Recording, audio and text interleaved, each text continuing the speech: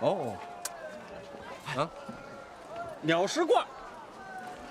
鸟食罐，哎，这里有了。那个鸟食罐和这鸟食罐可不能相提并论。啊，好的鸟食罐要配好的鸟，一般这好鸟食罐都是上等瓷器烧。哦，这套鸟食罐我是花了大价才淘上来的，是一个公公手里头淘弄过来的，正经的御用。你是说皇宫里来的？对啊，真的吗？你看这釉，窑变多漂亮！它要不是御用的，能有这么细的活吗？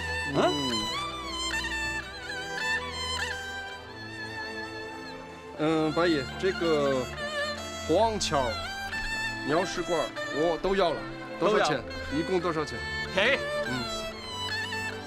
，20个大洋。便宜吧？そうです。好好好。哦，对了，我身边的钱不够了，这样晚上去西园子，我把钱带给你。好啊，哎，今儿广和楼杨老板的拿手戏长坂坡。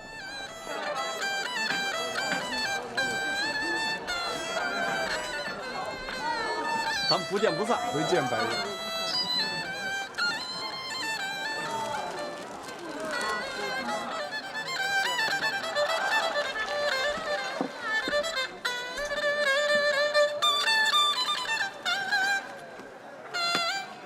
哎，卢桑，你这茶，陈雅，您知道您这是一只什么鸟吗？这叫黄桥。得，您上当了。这是一只脏了口的黄桥。脏了口。这只鸟啊，他是不是吃了不干净的东西了？这个没关系，给他漱漱口，洗一下就好了。得了您，跟您说不清楚。我这么跟您说吧，这只鸟学会骂人了，这你听得明白吗？会骂人？他骂人？你是真的？太好了！会骂人的鸟一定是真品啊，卢桑。要是会打人就更好了。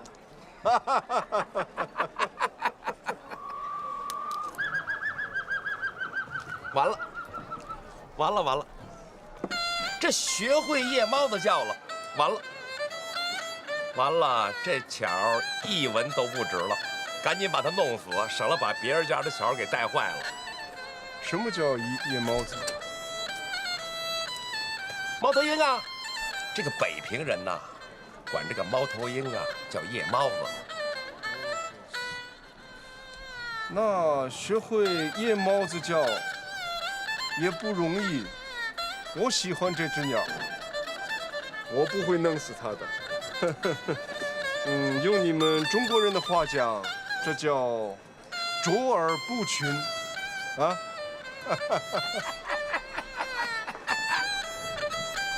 您就卓尔不群吧。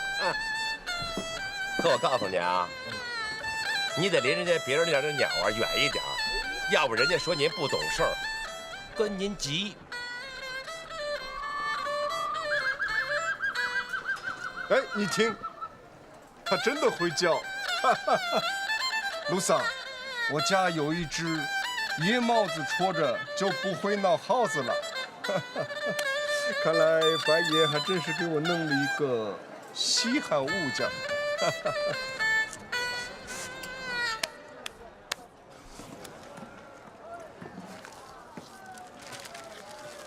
哎呀，这是我写的一篇文章，怎样养花养鸟？看看，中国文化博大精深，学吧。你也懂鸟？谢谢卢桑。连他妈脏口都不懂，还他妈的中国通呢！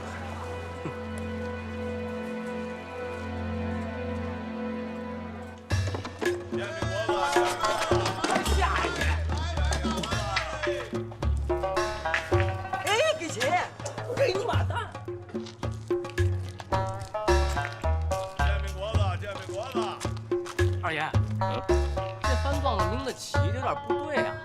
怎么回事？你得听听，金发楼，这不跟二爷你的叫板吗？这可没有啊。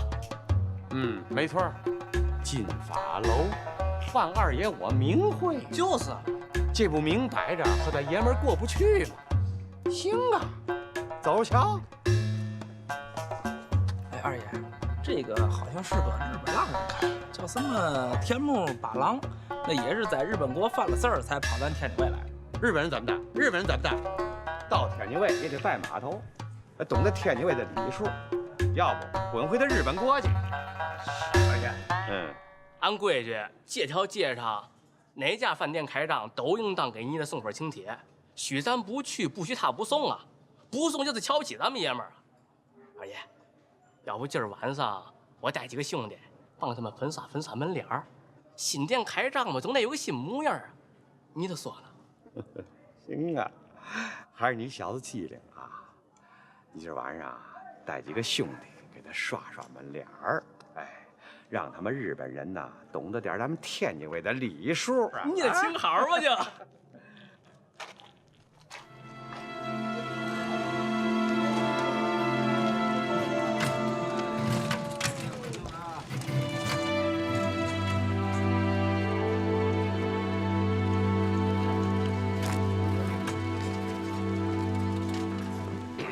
您慢着，王三儿，哎，想听戏不？杨老板的戏当然想听了。那跟我走。哎，可有一节，你还得上大墙。那是，听蹭戏能上大墙就不错了。走。哎，伙计，劳您家帮我看点车。得嘞。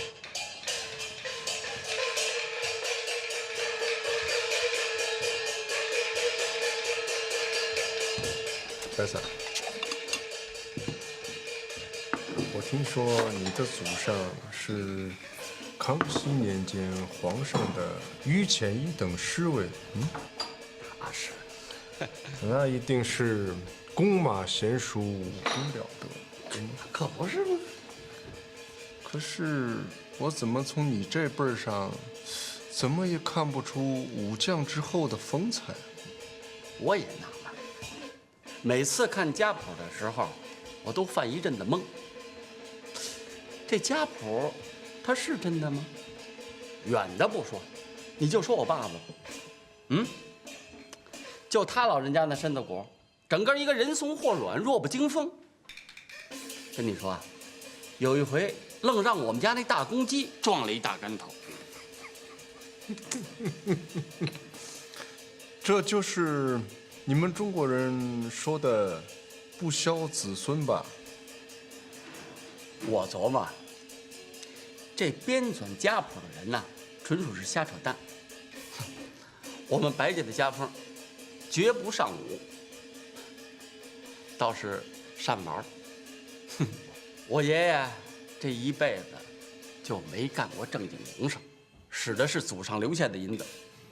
那他都玩了些什么？他老人家，喜欢养虫。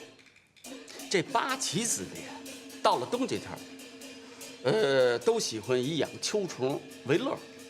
这外行人他就不明白了，这秋虫有什么好的？它不就是个虫吗？哎，可在养虫人眼里头，那就不同了。哦，那你的爷爷不会不喜欢女人吧？您说的没错，老爷子不好色，只娶了正房太太，没有纳妾，所以啊，人丁不旺，只生了我爸爸一个儿子，绝对是单传。我爸爸也不是省油的灯，他不但继承了老爷子玩鸟玩虫的嗜好，而且还发扬光大，还添了不少的爱好。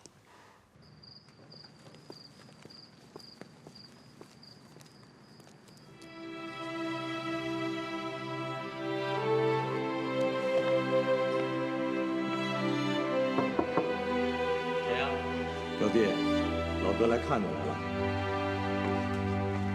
表哥，来，快进来。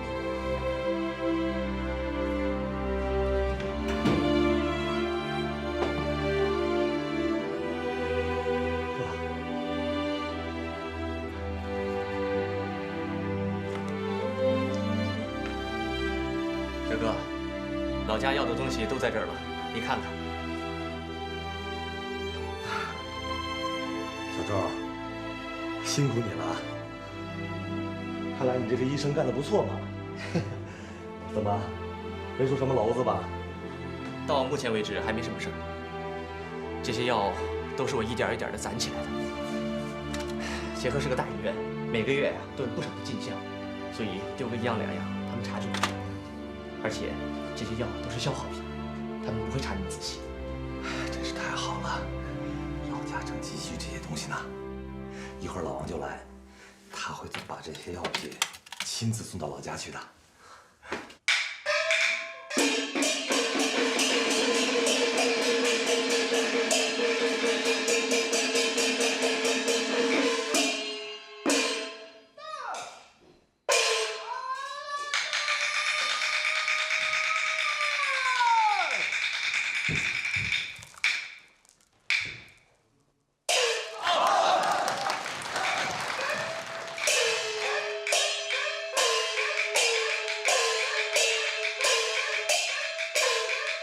哎，看身上。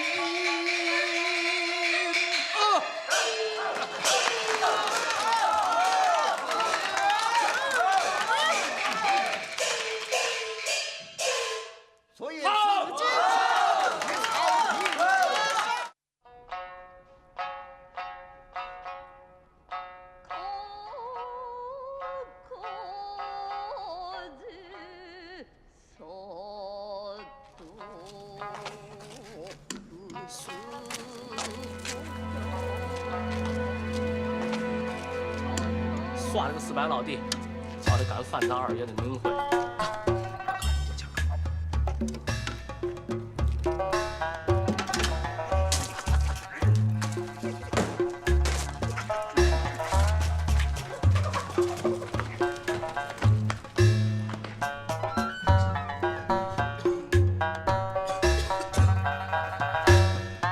这你妈谁干的？有种站出来！嘿，谁呀？我出来了吧？你也不看看这是谁家的店啊！过腻了，快出来！谁呀？这杨老板拿手戏挡板坡。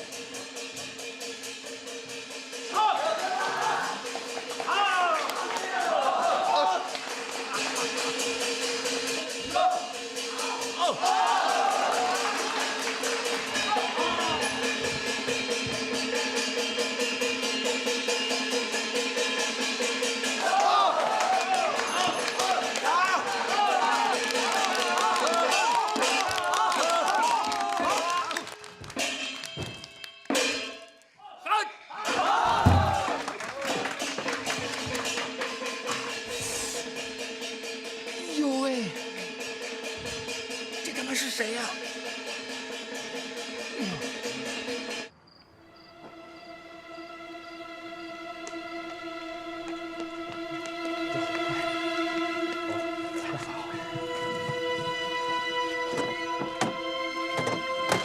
雪哥，你先回去，注意身后的尾巴。好的，去吧。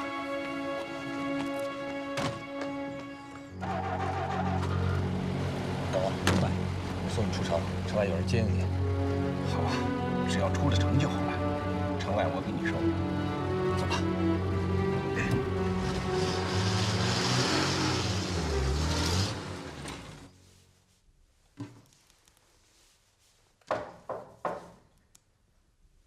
进来。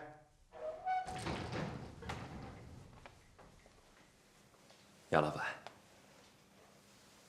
我是陆中庸，京城晚报的记者。我跟您约好了，今天晚上采访您。哦，是陆先生啊！啊，你好，来来来，坐啊。对，不了，杨老板，您忙。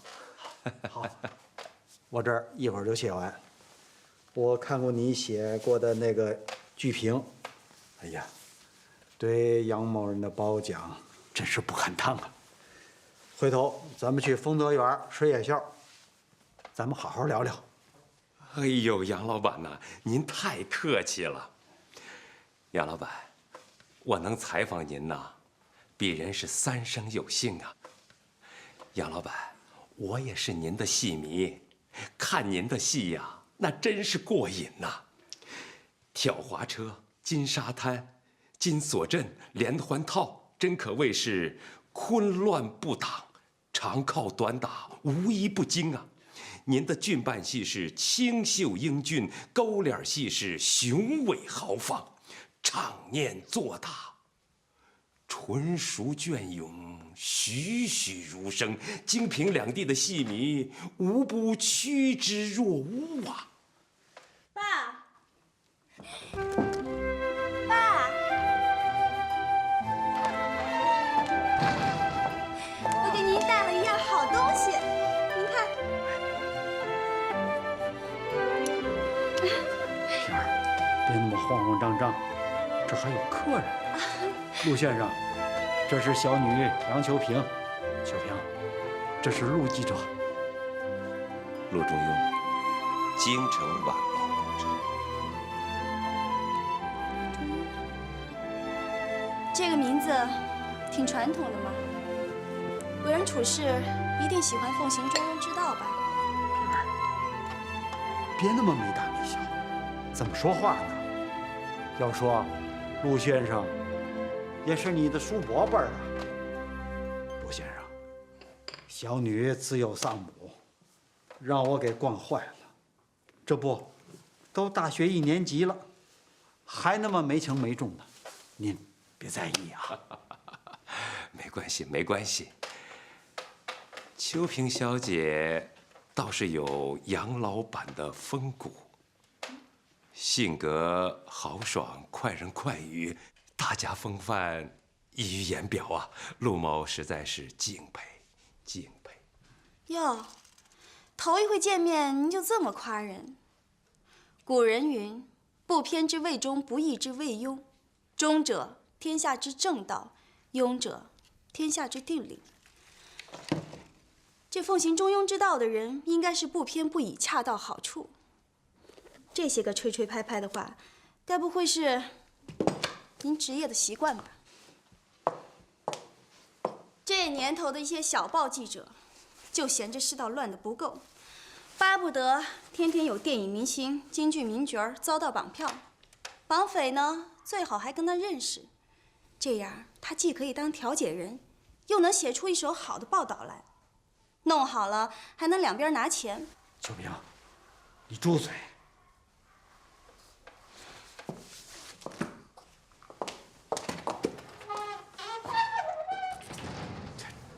这孩子。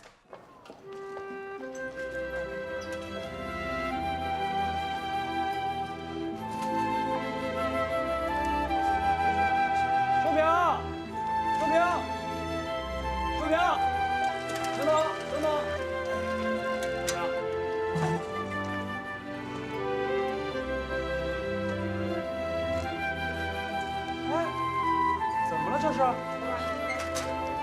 板，来碗红的。怎么了？你说呀。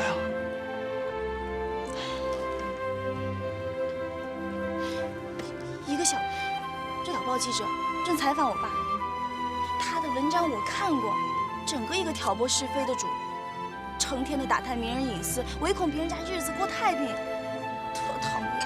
嗨，就为了这事儿啊，秋萍，这种人北平城到处都是，你跟他们置气，还不得天天气死啊？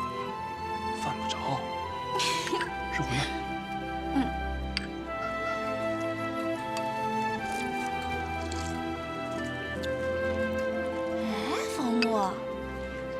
你怎么到这儿来了？该不会你也是我爸的票友吧？我可不喜欢京剧，忒闹腾，还是喜欢歌剧。那咏叹调是峰回路转，余音渺渺，让人听了是柔肠寸断，太美了，真的。你还别说，那次高校联谊会，你唱了首。冰凉的小手，哎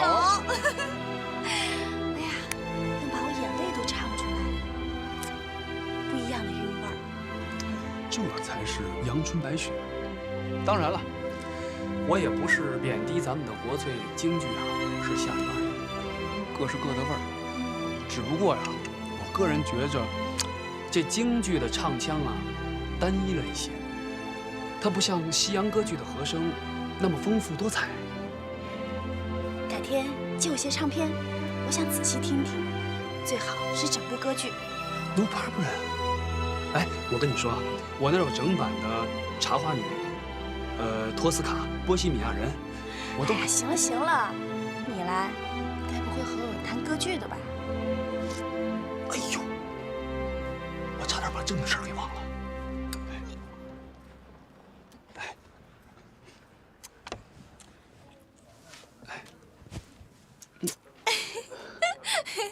老曾让我通知你，明天晚上8点钟开会，还在老地方。知道了。这回是不是该动真格的了？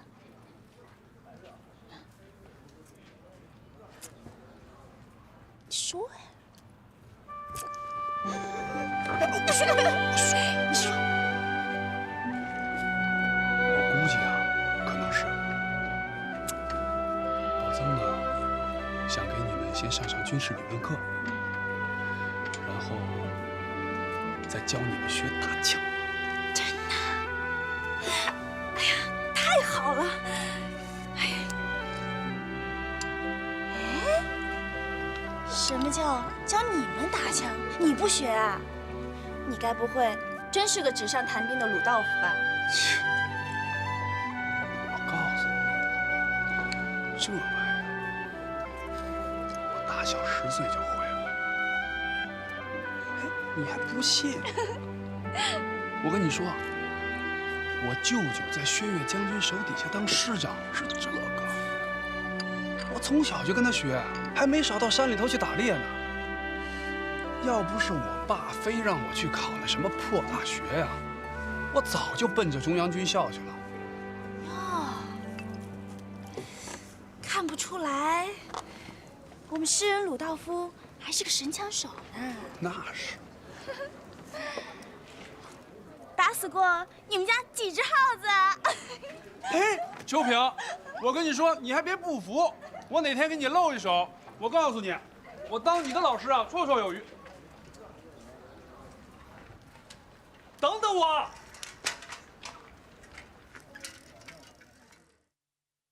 华北卫星。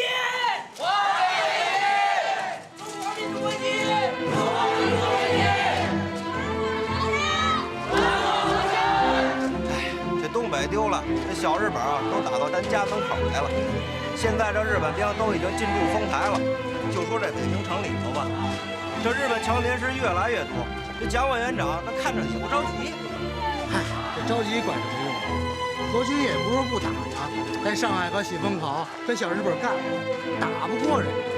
您说这蒋委员长还能怎么着？这街面上这日本洋行是越来越多呀。这日本货是又漂亮又便宜，挤兑的咱们国货本来就没有什么余地了。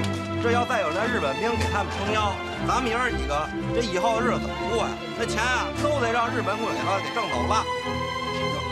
可不是，我也听说啊，这个通州以东啊，这个20多个县还弄成立了什么自治政府啊，都成了日本人天下了。这蒋委员长的命令都管不了那儿。有一个叫什么，叫什么殷汝耕的这主，由他管着。嗨，这个姓殷的也就是使个丫头拿钥匙，是当家做不了主，他的顶头上司还是小日本。现在眼下呀，咱政府正跟日本人谈判，这一时半会儿啊，日本人还真打不进来。这照我说啊，即便真打起来，那咱29军那也不是吃素的。这俗话说得好，这养兵千日是用兵一时，到时候准得给那帮日本孙子点颜色瞧瞧。对，听说没有？这宋哲元那大刀队在喜峰口那砍的小日本是四处乱窜，痛快！还跟您说，这个绝对不是吹，这没错。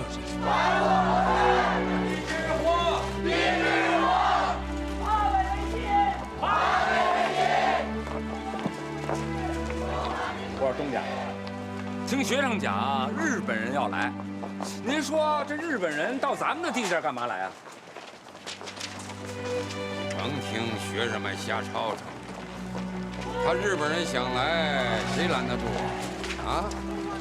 张大帅的军队都拦不住，这学生们喊几句口号，就能把日本人吓回去？学生在学堂里好好念书，比什么不强啊？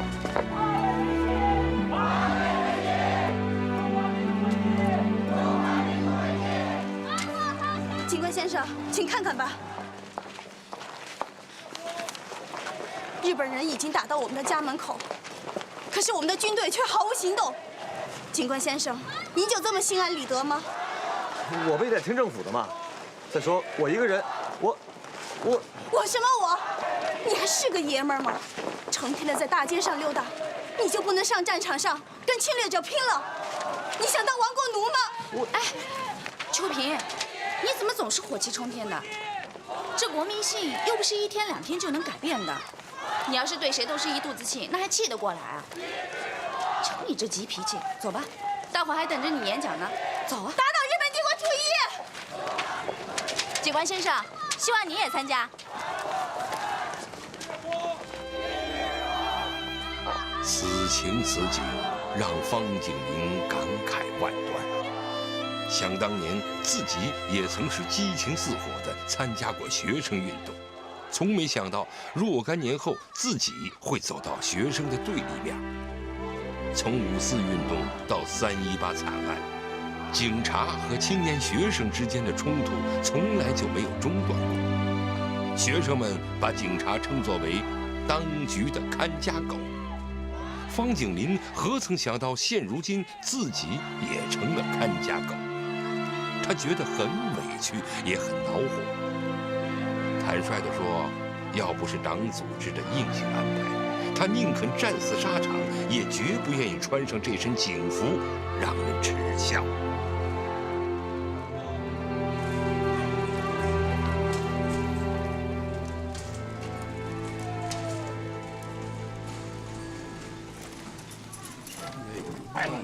慢点儿，哎呀！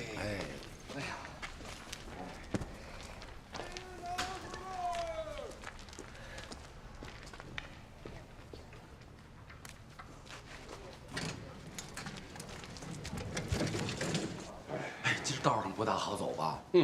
这学生们啊，都朝着说打日本，说是日本人来了。甭管那么多，咱们是做生意的，谁来了，咱们都照样做生意。那是。这个，甭管是东洋人、西洋人，到了这儿，就是您陈掌柜的照顾主。这洋人的钱呐，不赚白不赚。要我看呐，要是把这假货当真货卖给洋人，那咱们还是爱国行动的吧？这话我爱听。在咱这行里头，什么真货假货呀，全凭你一张嘴呢。哎，先给他讲一段商纣王酒吃肉林的掌故，完了再拿一尊青铜器，这愣说这青铜器呀，是商纣王当年存点心用的家伙。要说年头啊，少说有3000多年的历史。洋人听了没有一个他不晕的。没错，在咱们古玩这行啊，总的说，这洋人比国人好蒙。要不是有这么多洋棒槌，咱们这琉璃厂啊，得有一半的铺子关了张。当然了，洋人里头也有少数懂行的。遇到这样的主儿，你可不敢糊弄，得用别的招儿。哎，到关键时候还得您长眼。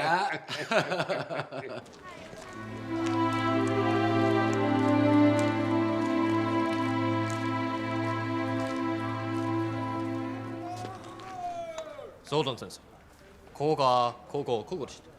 ああ、そうか。よし、入ろうか。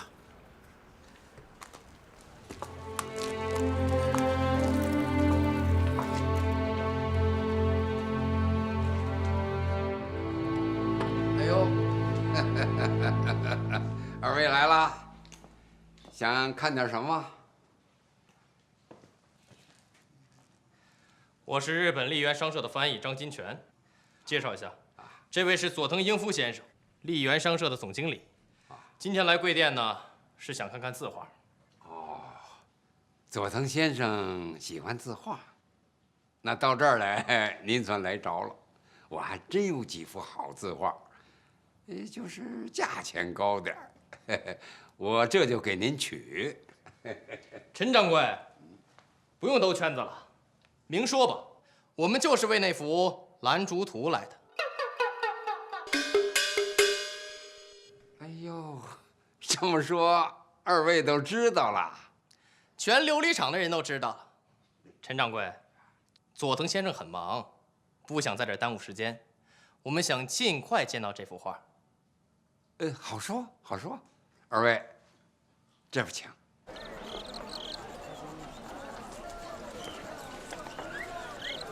田小姐，我记着我跟您说过，这什么是丑，什么是美，在养虫人的眼里头，他有他自个儿的标准。您再看看这些装虫的葫芦，您看这葫芦，这叫鸡心葫芦。鸡心，哎，这是养蝈蝈的。哎，装蝈蝈的葫芦讲究是体长而圆。油葫芦的葫芦呢，稍矮，底部要扣，底儿还得要用三合土夯实了，形成坡状，宛如野蕈。白嫂，这些它的做工工艺非常的精细复杂啊，那它一定很值钱。那当然了，想当年咸丰年间，恭亲王有一只葫芦，您猜值多少钱？10万两银子。葫芦？哎，10万两银子？那是啊，我爷爷当然比不上恭亲王了，可是他呀，也有不少珍品收藏。哟，你们花这么多的时间，精力在玩的上面，这样怎么能够守住家业？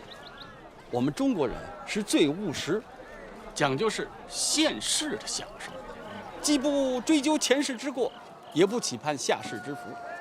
只要是这辈子能活滋润了，那就心里头满足了。我明白了。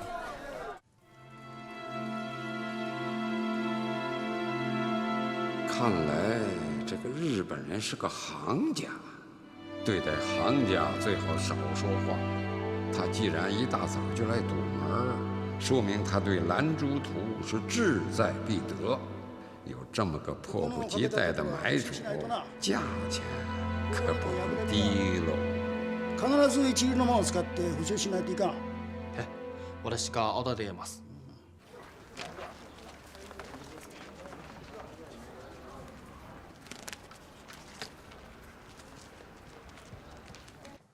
东家，您的扇子落车上。俺はこの間欲しい。お前は主人に言って値段をつけさせろ。佐藤先生说，这幅画他要了，请您开价。一口价，银元3000，否则免谈。3000元です。3000元？こいつはとんでもない値段をかけやがる。誰様を騙してるんだ。钱小姐，你说的没错，我们白家祖孙三代都好。哟，爷您来了。养个鸟啊，养个鱼啊，斗个鸡啊，多了去了。我爷爷他老人家不好女色，但是古训有曰：“不孝有三，无后为大。”我爷爷要不是怕担个不孝之子的名声，连老婆都懒得娶，所以啊，就留下我爸爸这么一根独苗。我奶奶当时想趁热多生几个，可是不行。哎，不是没那本事，是因为我爷爷呀，压根儿就不跟他同房。不喜欢漂亮女人的男人，我没有见过。据佐藤先生所知，贵国明末清初的画家中，像仇英、徐渭、文振亨等名家之作，不过是2000到3000元，而马香兰的作品无论如何也不会比同时期的名家之作还要贵，请陈掌柜解释。此话不假。佐藤先生不愧是行家，陈某佩服。不过佐藤先生只知其一，不知其二。这幅画并不是马香兰个人的作品，而是他跟王志登合作完成的。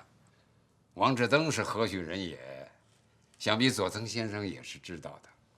这一对才子佳人的恋情，在明末清初被传为佳话，影响甚广。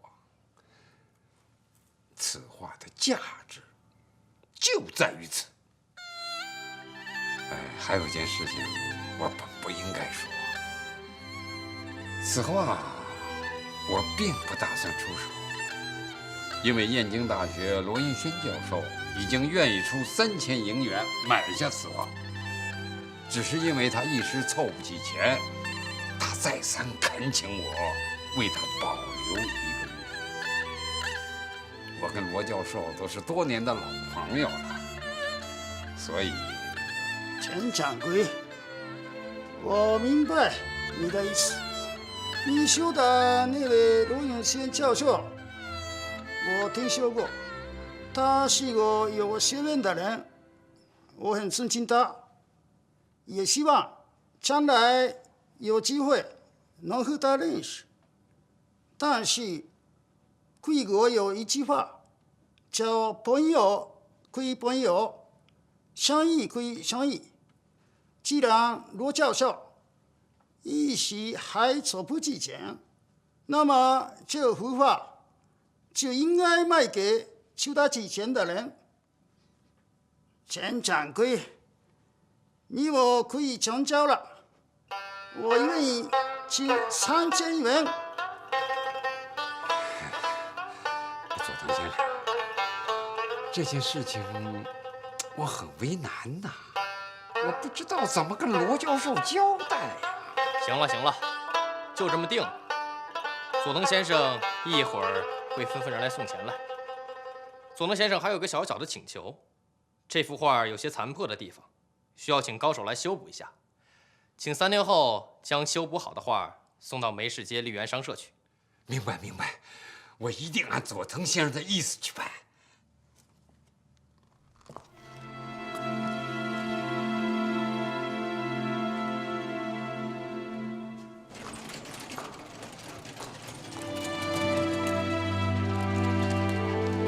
先生，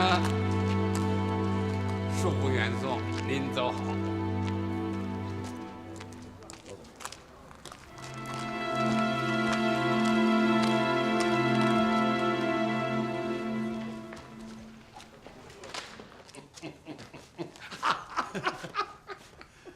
东家，我这是给您贺喜嘞！今儿这笔买卖做的可真值啊！还是那句老话，3年不开张。开张吃3年，这年头做什么买卖能一翻就60倍呀？啊！哎，文四儿，哎，傻小子，你看得明白吗？赶紧去，出车到猪毛胡同接表姑王于庆同，就说我这儿有点急活等着他，工钱好说。得嘞，我这就去。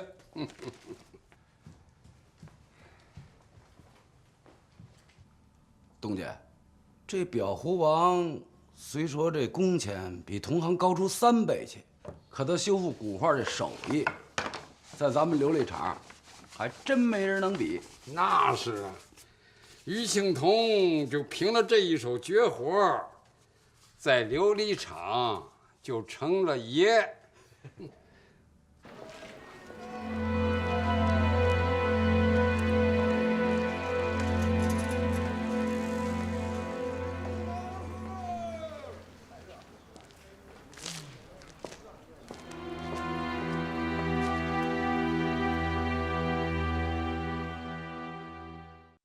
今儿开张了啊！恭喜你了，范警官。稀客稀客，哪阵风把您也吹来了？请坐。我是路过哦，这不看着日本人到了您店，就好奇跟进来了。哦，怎么着？这看节上，你也敢跟日本人做买卖？不是。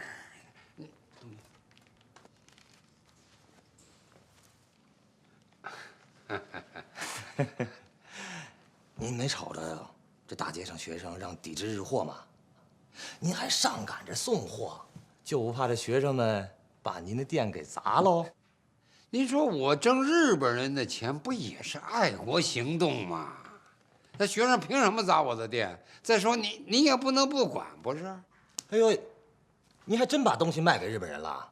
我跟你说，这日本人他可不傻，他能看上你那些3文不值2文的赝品？瞧您说的，我这东西都摆在这儿了，他瞧上什么就买什么呗。陈掌柜，这没那么简单吧？这好东西，您还不藏着掖着？我听那德子说，他们家白爷可卖给你一件什么祖传的镇宅之宝，应该值不少钱吧？不是，您甭听他瞎白话，一个破落户能有什么镇宅之宝啊？得嘞，我呢只想给你提个醒儿，这日子口你要把老祖宗的东西卖给日本人，那帮学生可不论样子，到时候我也护不了您。那是。走了。嗯，您慢走。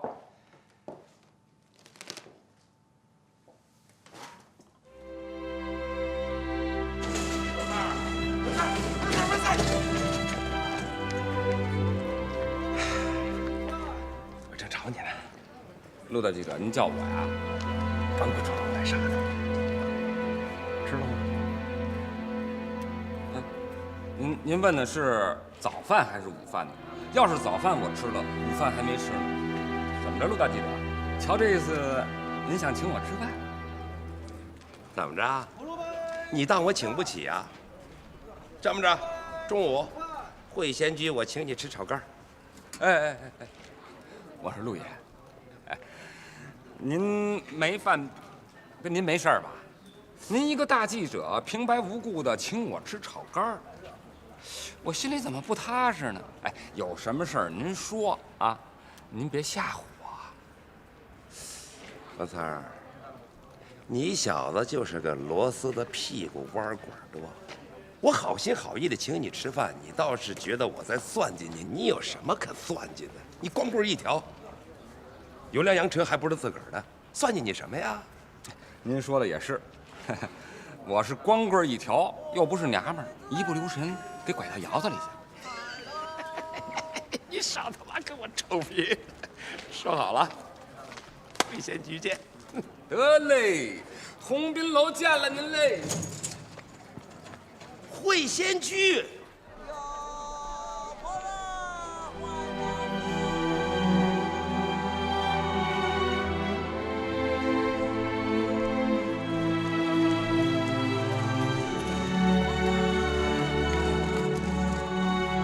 关先生，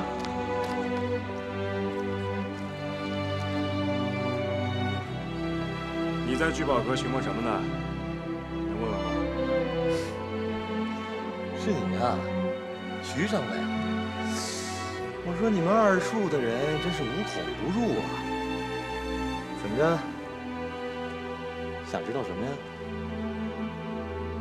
我想知道那个日本人的聚宝阁做什么。大概是买画吧。我说这日本人可没少漏咱们的国宝，有些个商人也是见利忘义。我没说错吧？你那种学生气质，已经进入到骨子里了，什么时候都忘不了忧国忧民。那有什么用啊？人家那叫自由买卖，你能拦着？我说，就你们军统，恐怕也没脾气吧？放心，那个日本人的好日子没几天了。怎么？你们要有什么行动？也没什么大行动。日本人都打到家门口了，咱还能干什么呢？尽力而为吧。走了。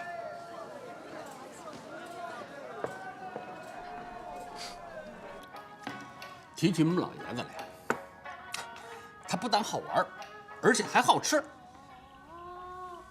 说说看，他都爱吃些什么？这京城这八道楼老字号就不提了，街头巷尾这小吃，也有独特的鉴赏力。你比如肉末烧饼、豌豆黄，非仿膳的不吃。炒疙瘩必须是虎坊桥陆家寨的，白水羊头那一定是前门外廊坊二条马家制作的，大陆火烧一定是东安市场瑞明楼的。哼，我们老爷子他那辈子算享福了，玩的是兴高采烈，吃的是昏天黑地。幸亏啊，是50多岁就撒手走人了，要不然到姥姥还真说不好呢。啊，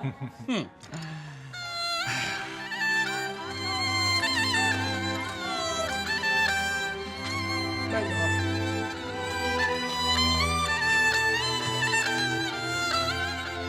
陆爷，您给我弄2碗炒肝，4个火烧。伙计，再来2碗炒肝，2个火烧。哎4个火烧。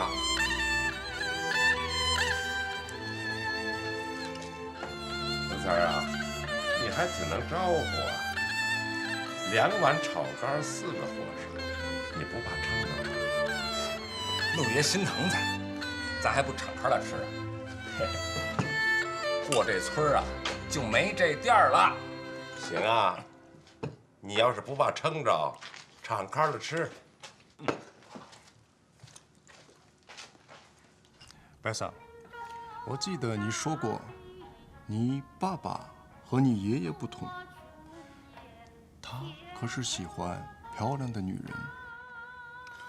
我爸爸还是挺浪漫的，你比如琴棋书画都能来着，并且爱捧昆曲。民国13年的时候，4大昆旦之首雪雁琴正红的发紫的时候，我爸爸单捧她，给她送行头、送幔帐、送桌围，买票请客听戏，捧她，那银子花的跟流水似的。哼，好不容易这雪雁琴刚跟我爸有点笑脸，这半路杀出来个卜公，这卜公何许人也？皇亲国戚，那是红豆馆主普通佟五爷的兄弟。一见这雪雁琴呀，就喜欢上，拼着命的往上扑啊，跟我爸爸展开了激烈的争斗。没多久，我爸爸就败下阵来了。人家是皇亲国戚，财大气粗啊！雪雁琴跟普公完婚的那天，给我爸凹头的，差点跳了护城河。哼哼，为女人跳河，不值当。这一点我们亚洲人和欧洲民族有很大的不同。你知道吗，白萨？欧洲的男人可以为女人去决斗，可以为女人去死，这个我们是嗤之以鼻的。所以，这个世界就是男人的世界。男人只可以征服女人，为女人去死，没有面子。征服女人？那您得有这本事。你们祖上的强悍，到你这辈儿上算是荡然无存了。这其实迎合了一个规律：富不过3代，强不过100年。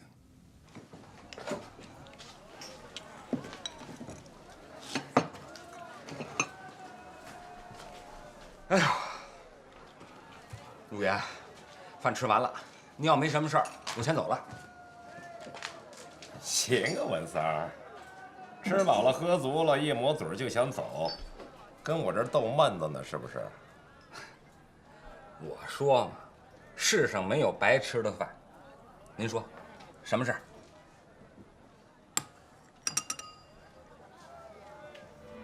我想知道你们陈掌柜把兰竹图卖给了谁，卖了多少钱？我说陆爷，您这不是难为我吗？咱这辈子就知道在炕上画图，哪还知道有别的什么图啊？我这人你也知道，我是吃饱了不认大铁勺，还管这么多呀？您可别忘了，咱在陈府就是一个拉包月的，咱不是陈家大少爷。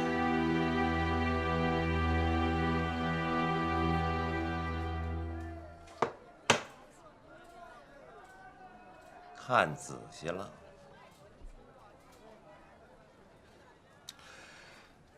陆爷，你也忒小瞧我了。咱文三儿虽说穷点儿，可是面上的规矩咱还懂。再者说了，陈掌柜的平时待我不薄，咱不能不讲仗义，不是？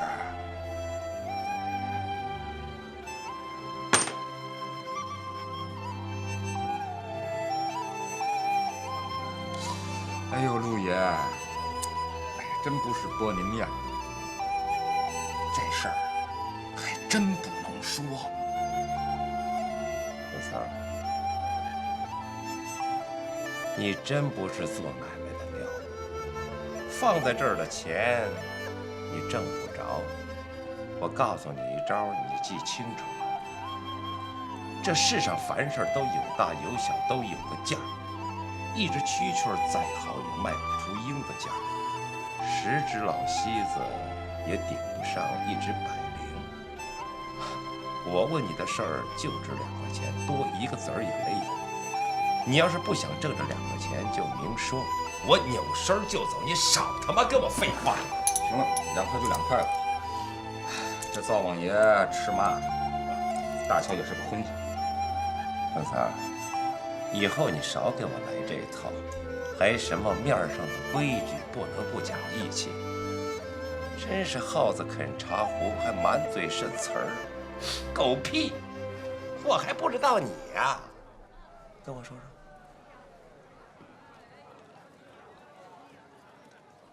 栗子味儿的烤白薯，又甜又面，栗子味儿的。哎，方警官。王真子，哎，你娘的病好点了吗？哟，方警官，我还没谢您呢，多亏了您上回给那几片西洋药，真管事儿。我娘一吃，这肚子马上就不疼了，真灵。这西药啊，有时候就是比咱中药快，可是往往是治表不治理。要想去根儿啊，还得靠咱老祖宗的偏方。赶明儿呢，我去同仁堂，再给老太太抓几副药。估计再吃2天就差不多了。哟，那感情好了，这怎话说的呢？您看，您让我怎么谢您呢？干脆我替我妹跟我娘给您做个揖得了。行了行了，寒碜我呢，都街里街坊的，理应相互照应嘛。方警官，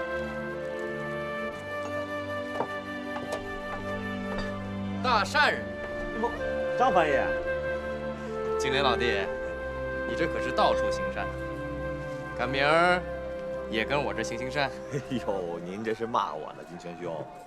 您如今可是日本人面前的大红人儿，兄弟我还得仰仗着您给我行善呢。走，咱借一步说话。行。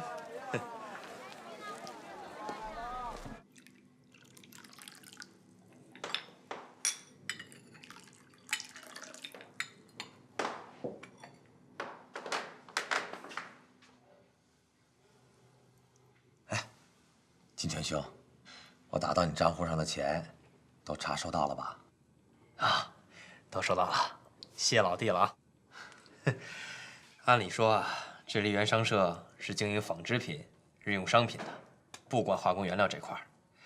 可这小日本的钱，不挣白不挣。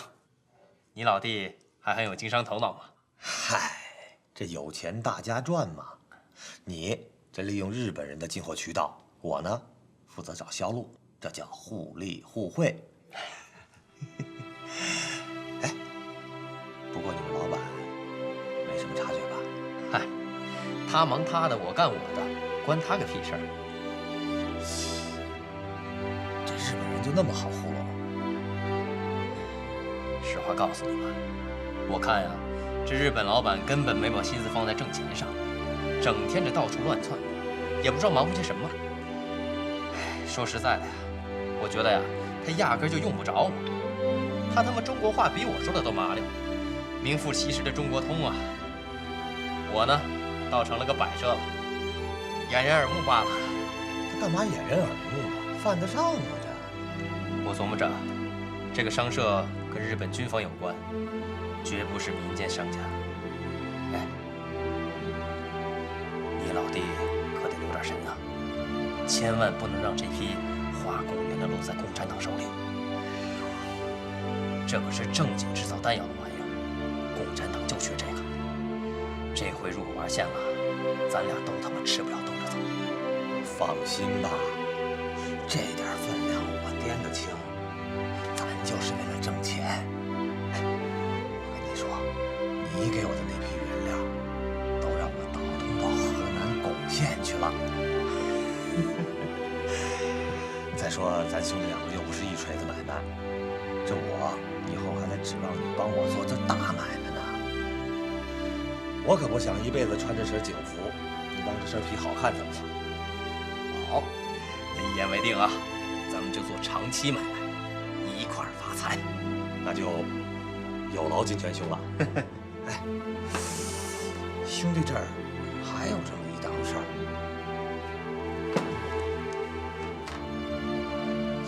赚钱的事儿，我有一警校的同学呀，搞了这么一个侦听培训班，需要一批电台。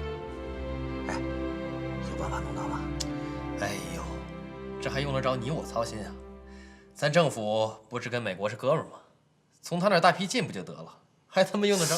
那也有限呐。你当咱政府要什么，那美国人就跟孙子似的，源源不断的供着。再说了，这类电讯器材还不够机要部门用的，还轮得上他警校啊？这我可得好好想想。这利倒是不小啊。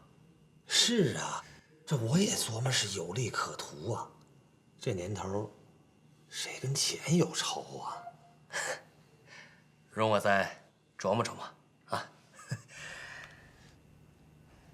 得。那您先琢磨着，我这还得巡视，公务在身，恕不奉陪了。关着。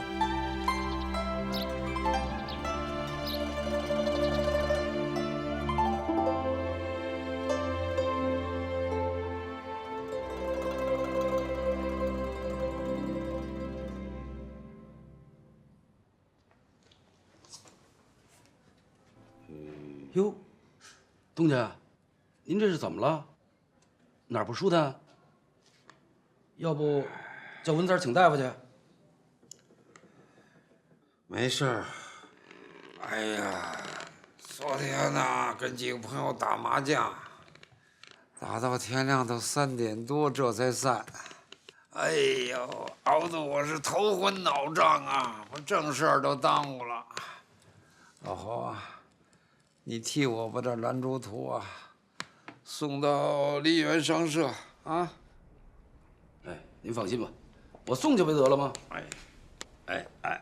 哦，可记住了，让佐藤啊亲自验画，确定是真迹之后，拿着回条，这才成啊！哎，可马虎不得。日本人不是省油的灯。东家，我明白了，我顺便告诉文三一声，让他也格外留点神。这是东家您的大事儿，哎，马虎不得。哎呀，去吧，东家，那我去了。哎。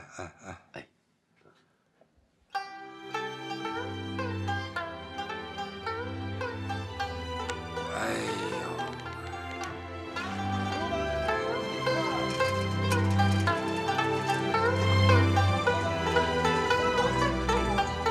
我说老侯啊，你这一路上就没踏实，不就张破画吗？又不是娘们儿，老那么紧干嘛？嘿，破画！于庆腾花了3天的功夫才把这幅画修复好啊，光工钱就是大洋100块啊！于庆腾不愧是表叔啊，贵是贵了点，可这手艺没得挑，你就是拿放大镜找，也看不出半点修补过的痕迹。你说这有钱的人真邪性，钱多了干嘛不好啊？非得花几千块大洋买这么一破画。头几天呢，我在会上见过这画，不就几根竹子几根草，那纸旧的都快碎了，擦屁股都像疙瘩。哎，就这么个破玩意儿啊，他愣花几千块。哎呦，你说这买主这不是有毛病吗？老文啊，说正格的，你要是有了钱，这么说吧，好几千块大洋，白花花的一兜里的，想怎么花就怎么花。你打算干什么？我他妈就，咱不拉车了，咱有了钱，先得落一肚子好下去。哎，吃可不能落空啊！我先到这门框胡同的祥瑞吃大料火烧，是吧？照死了吃，吃腻了咱换地儿。还吃什么呢？哎，对了，元一斋的驴打滚、牛街的白汤杂碎，那都得尝尝。我说老文呐，咱不能只吃吧，这吃饱了喝足了也得干点什么。要我说啊，春天放鸽子，夏天熬鹰，秋天斗虫，这冬天嘛，弄个葫芦呀蝈蝈。您瞧着吧，等到10冬腊月了啊，西北风柔柔的刮着，咱们怀里这蝈蝈咚咚的叫着，那叫什么劲儿啊？美！老文啊，这日子要过上几年，就是死了也不冤喽。没劲，啊！我吃饱了撑的伺候那些蝈蝈，咱有钱先把自个儿伺候好。这人呢就这德行，吃饱了喝足了，这浑身较劲嘛。老文啊，你可真有一出，嘿。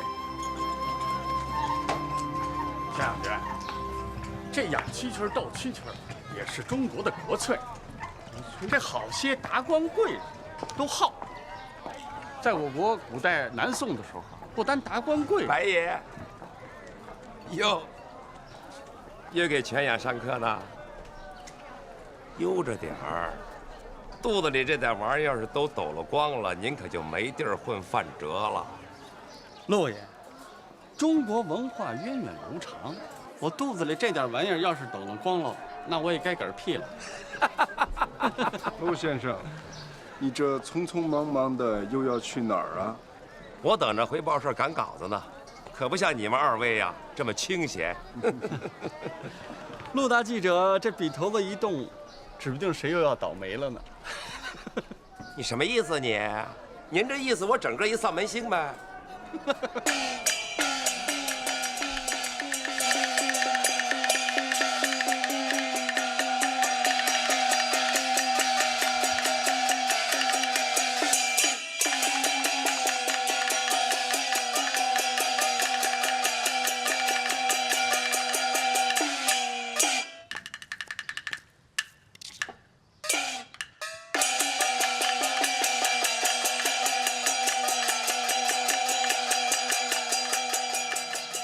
天哪，不得死呢！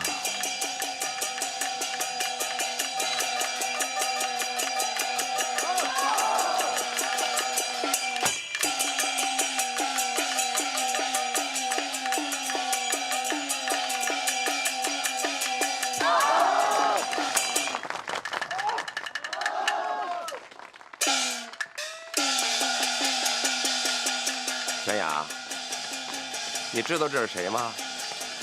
谁？京城名角杨一晨杨老板的千金。这丫头可不好。哟，陆爷，领教官，您怎么知道的？您怎么招惹人家了？我招他干什么呀？我一个大老爷们儿，我能跟一个丫头片子一般见识吗？得，我没工夫跟你们二位闲扯。回见了您的。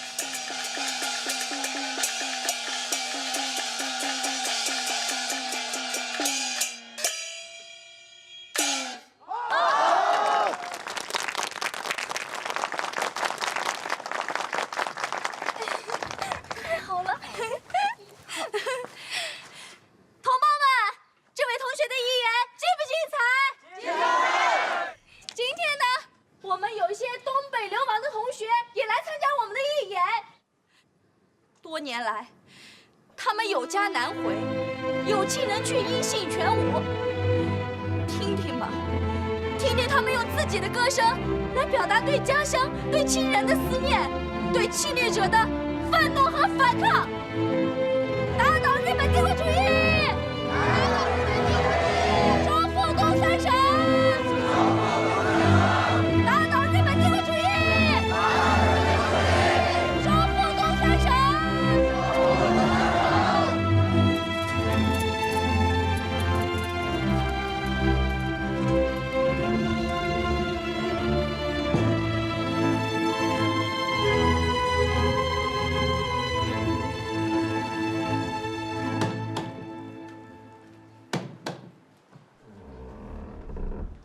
您找谁？找一下佐藤先生。啊，请进。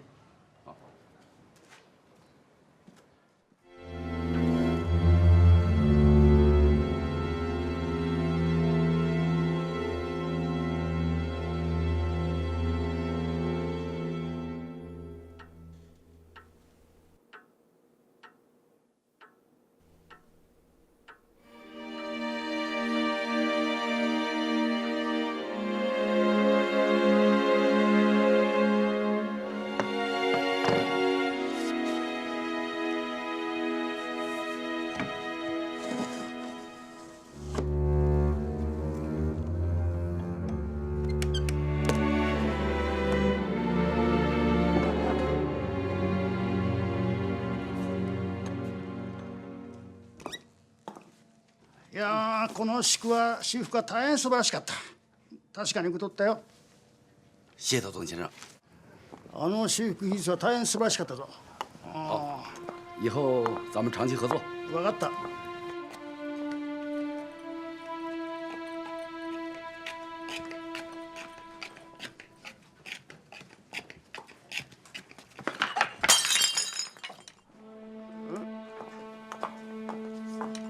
哎呦，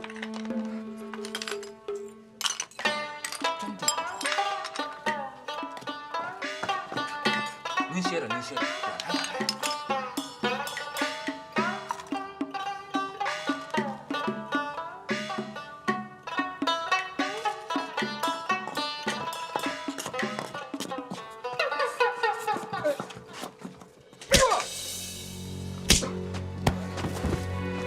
佐藤先生，他是个拉车的，不懂得规矩，您别往心里去。走吧，还等着挨啐的呢。开路！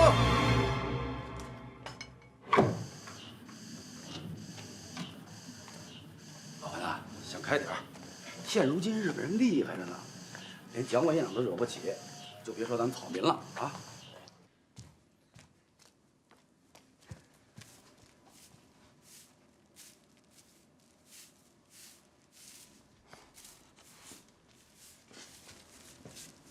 木才回来啦？厨房里有包子，赶紧趁热吃喽。哎，张嫂，让您费心了，我这就去厨房。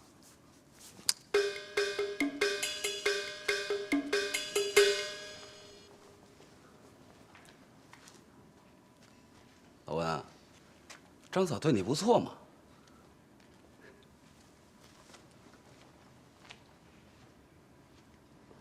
小娘们儿，假模假式，人家跟你玩玩，是给你脸的，不就一个做饭的吗？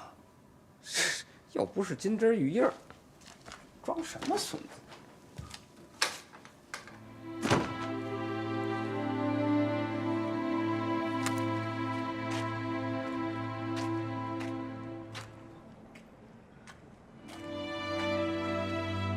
你了，站住！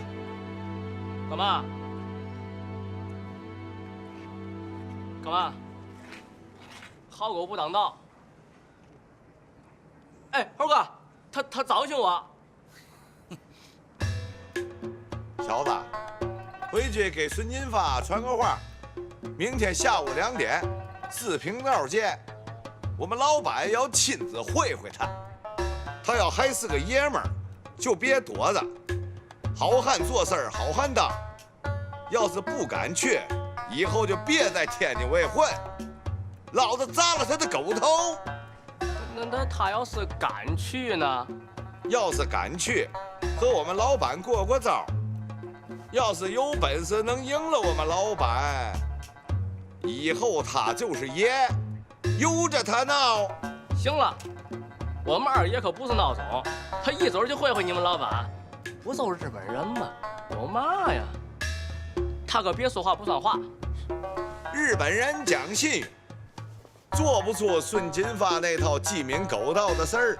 行，走着瞧，明天一决高低。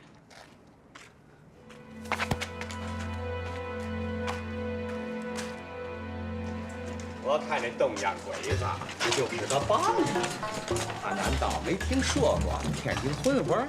哎，跟我玩刀玩剑，他顶个球用。二爷我不跟你玩，二爷我走的是挨揍的路子啊，伸着脖子让你揍，有能耐你就揍死我，要是不敢呢，那就换了，你躺下让我揍。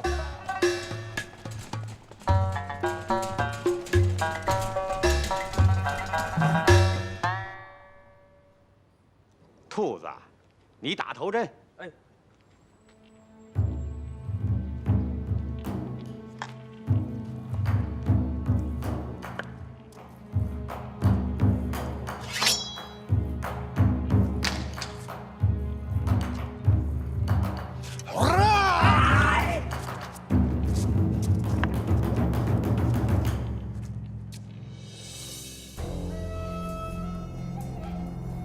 なんだそれ。人気か。まさか中国の秘密的功夫ではないのか？我们老板问你，这是中国功夫还是地藏拳？二爷，怎么样？好吧，兔子，好啊！我说的没错吧？这小子肯定是个生货蛋子，日门不懂啊！你说他跟咱们爷们叫板，拿把葡萄的干嘛呢？小二，愣着干嘛？愣着干嘛？给洗澡，洗澡。哎，醒醒，醒醒啊！哎。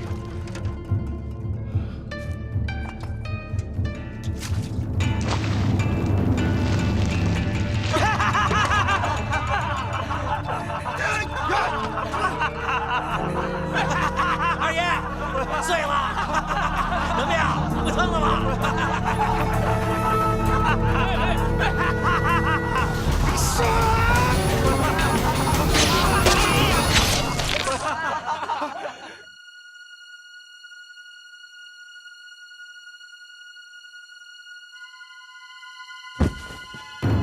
饶是混混们身经百战，也从没见过如此惨烈的景象。他们耍泼皮是建立在法律保障的前提下，知道对方不敢要他的命。而木田八郎的确是个生瓜蛋子，他可不管这些，一出手，啪就逼向了对方，要了他的命。这也太不讲规矩了！混混们的神经终于崩溃了。完了！那二爷，咱怎么办？难办，逃呗，舍不得跟人家换命，只好认栽了。那咱不能这么骗那日本人，二哥不能白死，咱得找关家说理去。我说兔子，咱天津卫是嘛地界儿，你又不是不知道啊，这是万国宗界，你妈跟谁讲理去啊？咱是混混啊，就仗着命贱，敢跟人家换命才有的地盘。如今咱栽了，就只有卷铺盖走人吧。啊，天津卫大码头是没法待，你懂不懂啊？我不懂，我知你不懂，你才当几天混混啊！二爷，我凭嘛在天津卫吃香喝辣？哎，还不是因为手下有帮兄弟打出的地盘吗？啊，如今栽了，就只好走人了啊！别说道上的人了，就是自家兄弟也不能容我呀，这是规矩呀。那您打算往哪儿走啊？往哪儿走？去北平呗，还能往哪儿走啊？逃吧，快逃吧！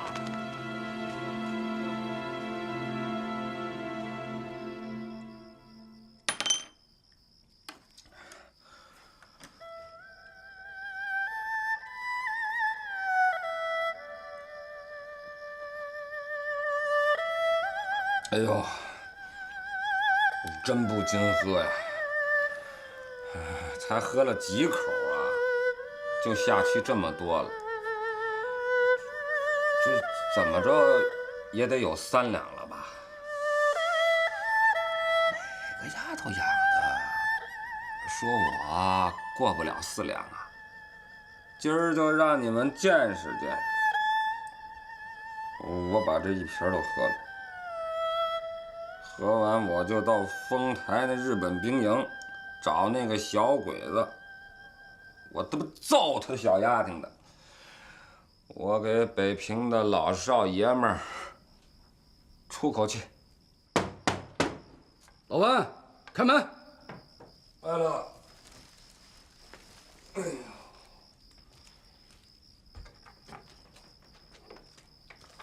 哦，老侯啊。屋里喝一盅。不了，我刚跟东家喝了，今儿高兴，做成了笔大买卖。这里头还有老文你的一份功劳呢。哎，这不，东家让我给你送来的酱牛肉，正好给你做下酒菜。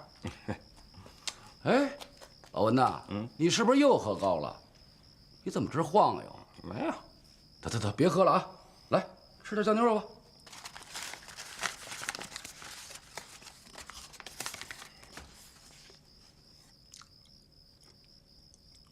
怎么样？正经岳胜斋的酱牛肉，可这满北平城你也找不出第2份这么好的酱牛肉来。老王，屋里喝2盅，东家发财了，咱也高兴不是？得，我不能喝了啊！我手头还有点账没弄完呢，明儿再说吧。我走了啊。哎，老文啊，你也悠着点儿，别回头又喝高了犯浑。切！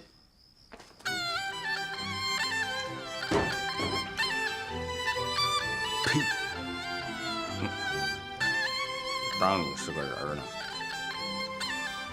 哎呀，不是什么人都能陪文爷喝酒的。啊，文爷这是给你脸呢。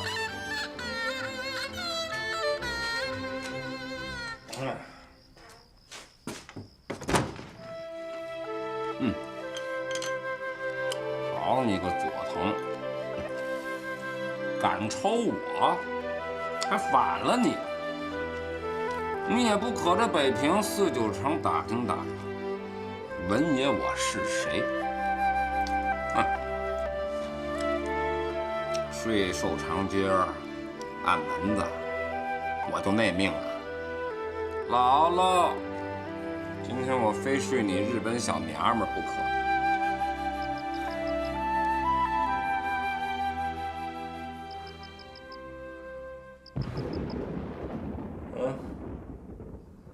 这是要下雨啊！就在文三儿稀里糊涂的以为外边在打雷的时候，一个历史性的事件发生了。这一天是1937年7月7日，震惊中外的77事变爆发了。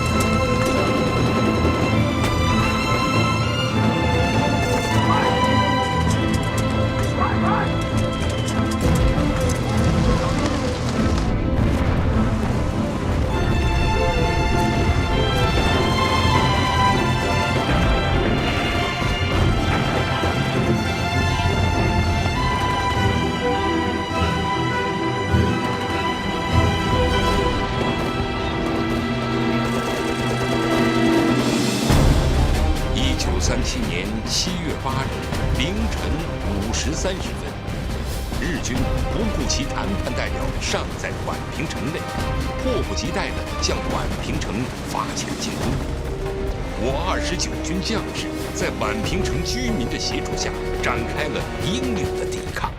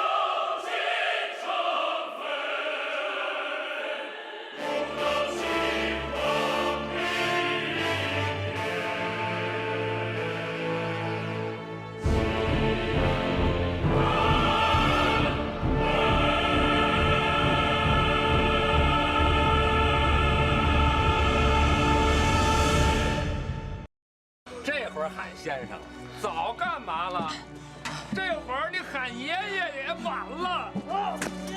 还真没看出来，你是个爷们儿，敢到前线跟这日本人干，了不起呀！那是老少爷们儿，头掉了就是碗大的疤。20年以后又是条好汉，怕死的往旁边挪挪，不怕死的